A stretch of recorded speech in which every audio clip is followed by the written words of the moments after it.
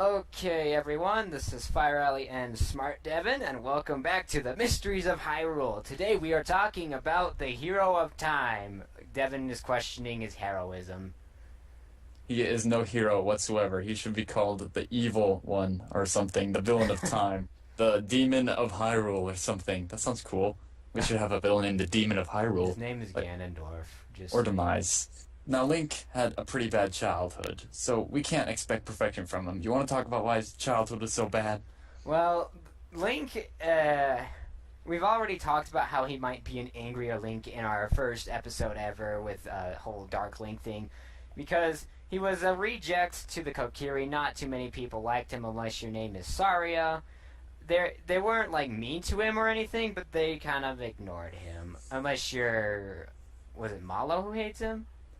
It was Mido. Mido, okay. Yeah. And then he doesn't have a family left. They were all killed in the war. And the Deku Tree, who's basically his father, tells him this when he's like 11. Oh yeah, you had a family, but they all died. We don't even know what happened to your father. Yeah, the final thing about his childhood is he had to go through it twice because Zelda was like, you know, you deserve to have a good childhood. I know, I'll let you relive the one in which Ganondorf is ruling. Because that's a brilliant idea. This is why we have the Wind Waker. Well, he stops Ganondorf from ruling. He says, you deserve your childhood. But little does she know, his childhood is crap. He's like, I don't want it back. I'm just going to not open the door. You did like me a you favor, asked me Zelda, to the please. First time. He's like, I'm going to Save break me. your first plan because your first plan was bad too. See, Zelda got him out of middle school. Everything was great. And then she just had to go back on all of it. She got him out of puberty. It was all fine until she decided, nope, we're doing it again.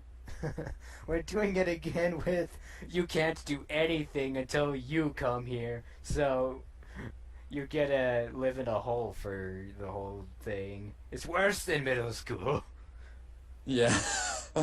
Alright. So, another thing that Link does that shows us that he might not be the heroic angel of justice that we think he is he robs graves. Yes, he does do that. Particularly in Termina. He does it in Hyrule too, but when he goes to Termina, after beating Captain Kita and taking his hat, Kita is like, alright, Link, you need to go tell my men that the war is over. Put them to rest, let them, kind of chill. We're It good sounds now. so good. The Garo are not evil. They're chill now. And No, they're evil. They're just, yeah. they're not attacking us anymore. And we're all dead anyway.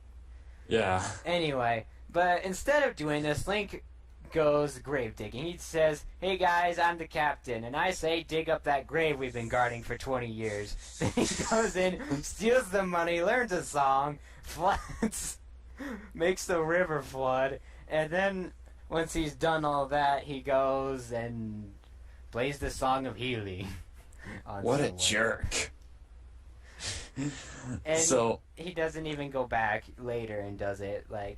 he doesn't even go back to put them to rest after he steals their grave money. Yeah. Their long-term deposits are gone to waste. So, that's not the only shenanigans he's pulling in Termina. He likes to impersonate dead people for personal gain. He does that with Captain Kita. He also does that with Darmani. You see, he gets Darmani's mask, and he can become Darmani. He doesn't tell anyone that he's not really Darmani. He just impersonates Darmani so he can get in good with the Gorons. So the same with Maiku. He impersonates Maiku and mixed up with the whole stolen egg deal. He impersonates the Deku Butler's son so he can get into the Deku Palace. Counter argument, this was necessary for the salvation of Termina, and, in the Deku's case, a monkey. However, I'm sure there are plenty of ways he could have reasoned out of that other than impersonating dead people. I mean, the Zora seemed like a very reasonable people. I'm sure he could have just talked with them about it. He couldn't have killed a fish without Mikau's help, though.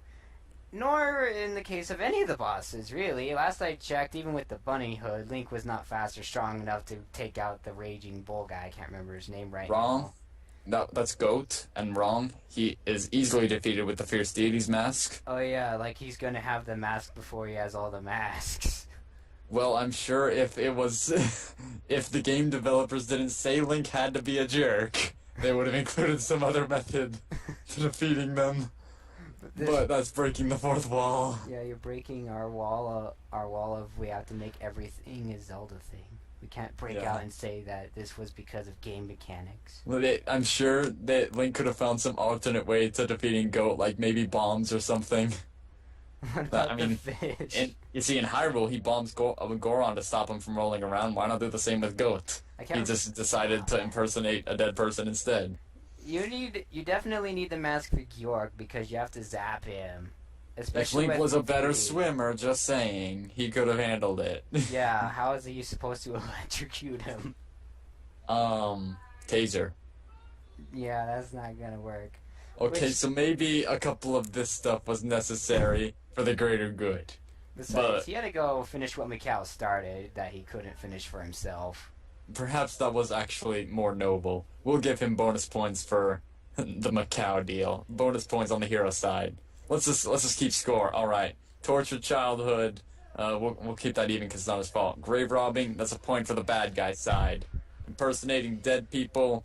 Point for the bad guy side. Macau. Point for the good guy side. Another crime that he allegedly committed may not actually be his fault either. We'll get to that. He doomed countless Terminians in an attempt to save Termina. You see, in the official timeline, when Link goes back in time, in Ocarina of Time, he doesn't undo Hyrule. We have an entire adult timeline to prove that. He just goes back in time for himself, which means, in Majora's Mask, every time he goes back in time, he is not saving Termina. That Termina is destroyed. He's creating a new Termina, which will eventually be destroyed when he goes back in time again. Every time he goes back in time, he is creating a world to be destroyed. On the other hand, though, this was Zelda doing the Zelda's lullaby thing, and Link might have had enough "no, don't do this" willpower to split the timeline while he was being transported. He could That have would be pulled some awesome. quantum physics and split it, kind of like what happens when you go back in time in a Pokemon game. You get attacked in between, and it kind of splits your timeline a little bit and gives you amnesia. Interesting. So I guess we'll give him a point on the bad guy side for dooming Termina and a point on the good guy side for saving Termina. So there we go. Yeah, because Termina would have been doomed if he hadn't interfered anyway, so he saved We at won't- least one Termina. We won't talk about... Should we give him a bad guy point for every Termina he doomed? What's the world record for how little times you can go back in time in Majora's Mask? I think you could speedrunners... probably do 2. Yeah, you could probably do 2. I think speedrunners do it in, 1 or none. But that's a speedrunner. But who knows? Maybe a speedrunner is a legitimate canon thing in the game. I mean, we never established what's canon. Does Link canonically complete all the side quests? Does he canonically reunite Andrew and Kafei? You can beat the game without it, but yeah. It is up for grabs there. Alright. But while Termina is being... I mean, if he's dooming Terminas, at least whenever he's in Termina, he's working his hardest, right? He's working his hard to save Termina. Well, why does he spend so much time playing mini-games when the apocalypse is underway? In The Hyrule best or prize Termina? you can ever get from a minigame is normally a bigger wallet, in which you will carry rupees to play more minigames. He does play some games in Termina, but I think you get like a quiver or something out of it. You can get a quiver, you can get a couple different prizes in Termina. Majora's Mask isn't hard, you don't need that quiver. But it's all up to choice. Like, if it was me, I would probably just play the game, not getting any of those mini game things, because I play for Alright. storylines. Alright, so we'll give him a point on the good guy side for Fireally's playthrough and a point on the bad guy side for my playthrough. I mean, that's In the which I thing. doomed- A lot of the In which I doomed 100 more Terminas than anyone else would have. Ocarina of Time and Majora's Mask thing of side quests, so it's very hard to kind of label some of these events because every playthrough is different. That is difficult. I mean, Um, like with the Wind Waker, your side quests don't mean much. You get extra armor, it doesn't really matter. You help the Mafia kids do something good, doesn't really matter. Yeah. While we're talking about Majora's Mask, But- which we do every episode, no matter what the topic is, It's 'cause because you I love love Majora's Mask. It's because I you love love it Majora's- and you do the I love- research. I love Majora's Mask. But we have the fierce deity, and it is not canon that the fierce deity is evil, but it is highly hinted and widely accepted that the fierce deity is an evil god. The mask is said to have powers worse than Majora's, and by the way, that is totally the case. Majora cannot stand up to the fierce deity. It has the word fierce literally in the name. Link keeps this mask rather than giving it to the happy mask salesman like he does with Majora's mask. The Hero of Time keeps the evil mask, greater power than that of the demon that doomed Termina a whole bunch of times. He can control it, though. That's the thing. Can he? I mean, in the manga he can't, but that's the manga. Yeah. It is very possible. I mean, if you couldn't control it, they would just say you beat the game as soon as you put it on. Boom, you win. It's likely that the Fierce Deity's mask is a lot like Majora's mask, where it's calling out to you, and where Skull Kid isn't controlling Majora, Majora's controlling him. There's a very good chance that the Fierce Deity might eventually control the Hero of Time.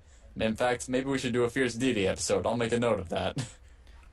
Yeah, there's a lot to go into just Fierce Deity himself, but Link could have kept it for his own good and like buried himself in time blocks when he died and left all of his masks with him so no one could use them again.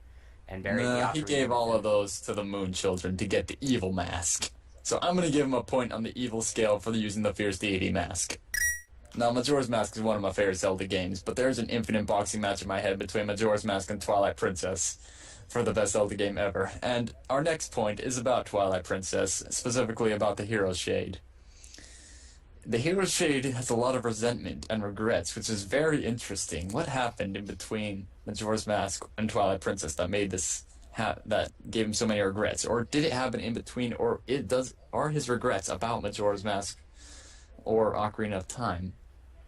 It's possibly because Zelda sent him back in time, he didn't become a hero. He just became a normal guy with no recognition who nobody actually knew saved Termina because time travel logic.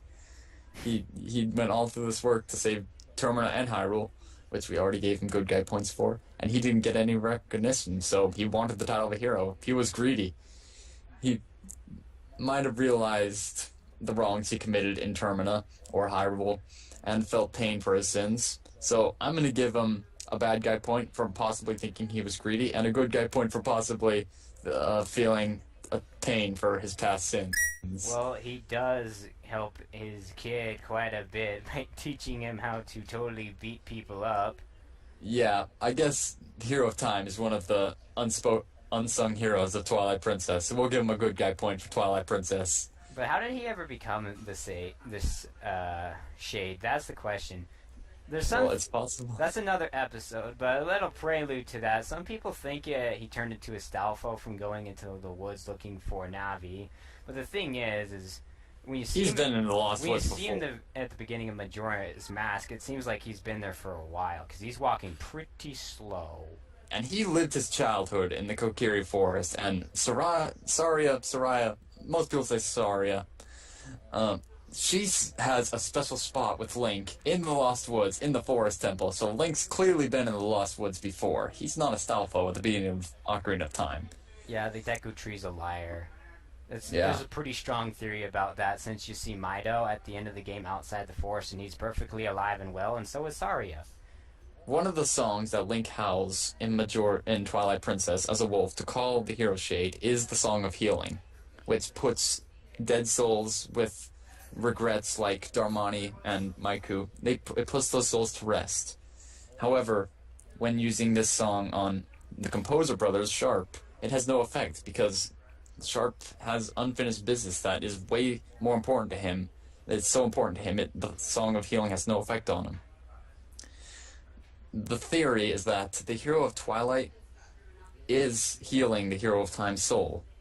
He starts the process with the Song of Healing, but it's not done. He has to save Hyrule and become the hero that the Hero of Time wanted to be in order to fully heal the Hero of Time's soul. Right, but how did he become the Shade in the first place? Did he play the Song of Healing to himself on the deathbed? He's like, I have some unfinished business that I need to take care of because Ganondorf isn't gone. Well, that's possible. But he's like a ghost, though. It's a lot like, I like to tie it to the composer brothers, Sharp and Flat, because they're tied to this world. Even though they're dead, they're tied because they have unfinished business with each other. Sharp feels wronged by his brother Flat, and his brother Flat is sorry for some reason. I don't quite know what the tension was between them. I can't think of it at the top of my head, but they stayed around because they weren't done yet.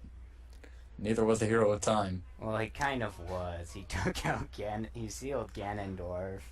But I don't know. I suppose with the failed assassination attempt, he could have had suspicions, and he wanted to kind of see the world play out and maybe not have his kids have such a horrible childhood. We'll give him a hero point for that, too. So, We're probably getting a little too in-depth onto that for this episode. We might well, the cut Hero out some of Shade is that. the Hero of Time. Totally on topic. Just saying. Well, no, not quite, because he's on a different timeline, and there's certain properties that he now possesses, and we don't know all of what he did to become there, or what he did while he was waiting for previous links, or why he doesn't tell Link, hey man, this is what the map looks like, I've been all over the place. Well, I will tell you something that happened in between Majora's Mask and Twilight Princess, because that moves on to our next theories. What did Link do after he became a soldier for Hyrule? Hero Shade is full of arrows and wearing Hylian armor. Link most likely became a soldier for Hyrule. So what happened after Link became a soldier for Hyrule and gave up on finding Navi? The interesting thing about those arrows in the Hero Shade is, what battle would the Hero Shade have fought in? The war that his parents fought in, that's over. There's the war when Zant invades, but that is way too recent to possibly be where the Hero Shade dies. The only thing I can think of is the Dark Interlopers War, or the war before Twilight Princess. The Dark Interlopers. That would explain a lot of why he wants to stick around as well. Failed assassination attempt of Ganondorf, and then the people have this major magic fight, and he does not want that to go down. Yeah, so the it's... spirit of the hero could possibly have turned him into the Hero Shade as well, to pass along extra knowledge that's needed for the next hero to do what they need to do. That's very interesting. Now, if he did die in the Dark Interlopers War, there's a couple theories on what Dark Interlopers are. We'll get to them on a different episode, but that could also play into why he became the Hero Shade. The Dark Interlopers are a problem, and he needs to solve it, whether he's alive or dead. But that's really all we can talk about without getting super in-depth on the Dark Interlopers, which we'll do in a future episode. So, a little more lighthearted topic is, who did Link get hitched with to make the Hero of Twilight? What? You see, Fireally, babies don't just happen. You see, a mommy and a daddy have to happen before the baby happens. I know, but why are we putting this as part of the Hero of Time's good or evil thing?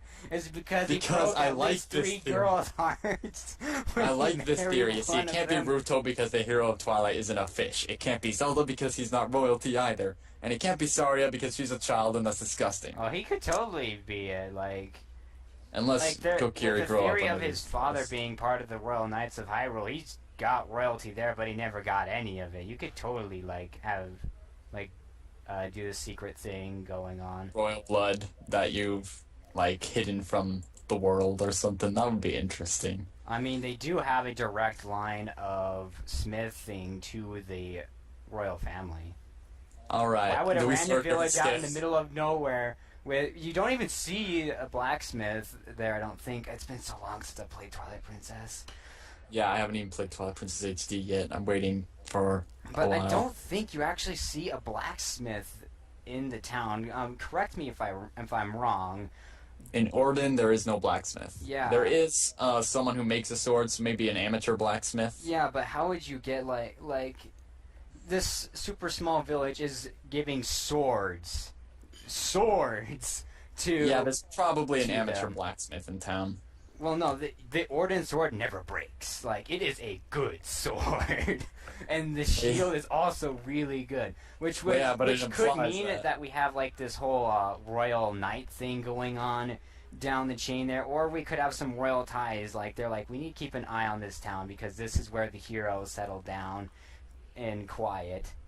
Yeah, I'll tell you who he settled down with, and that is Melon, because Lon Lon Ranch likely became Orden Ranch, It's in the same spot. It makes sense. That would mean that he was likely long dead by the time of Twilight Princess, obviously. The Hero of Time became a rancher when an unknown war started. He left the ranch to enlist in the Hyrulean military, became the hero, died in battle. Woohoo! Hero story. Yay. Too bad. His soul was left lingering in this world because of his regrets, etc. Hero Shade happens. Hero of Twilight starts the process of laying Hero of Time's soul to rest. Yeah, that happens. Twilight Princess happens. Plot. Then enter Four Sword Adventures, Light Forest Valley. That's the hero defeated, or the child timeline, guys. It's likely that Link married Malon. That's what I'm trying to get at. The Hero of Twilight knows Epona's song, which is a song that runs in Malon's family. He has a horse named Epona, which might have been named after Epona. It makes sense that he married Malon, but I don't know, maybe we should start a whole nother scale. Did he marry Malon or did he marry Zelda? I'm sure there's some people out there who believe he married Rudo. Yeah. Or Saria grew up when she left the forest or something. I don't think so. Cause Maybe that theory's coming to my head. Even in the Wind Waker, they show her as a child. Yeah. Nope, they do not. Oh, well, in the stained glass they do. They just do it in the stained glass. I was thinking of the dead. I mean, the biggest reason why he did not get together with Ruto is because of La Ruto. La Ruto. Yeah. Too close, too similar. Too much sage blood Might have been going down Ruto's the daughter. veins. She's like, I'm gonna name my daughter after me, Ruto. That's kind of weird. Okay, I'll name my daughter La Ruto. Oh my gosh, Ruto, that is not better. The tree told him to do it. Who knows? Maybe the new Deku Tree did tell him who he should get engaged to.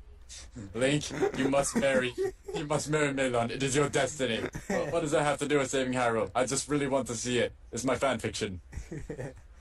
Oh my gosh. Yeah, this is by far the least solid theory here.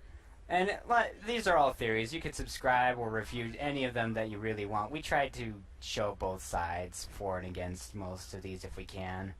Yeah, I don't know what the score ended up as, whether Link's a hero or a villain. But congratulations on the winner. I will show on the screen right now whether he's a hero or a villain. And that's our episode for today. I hope you guys enjoyed. Stay alive till next time. Thanks for watching. We'll see you guys on the next episode of Mysteries of Hyrule. See you. Bye.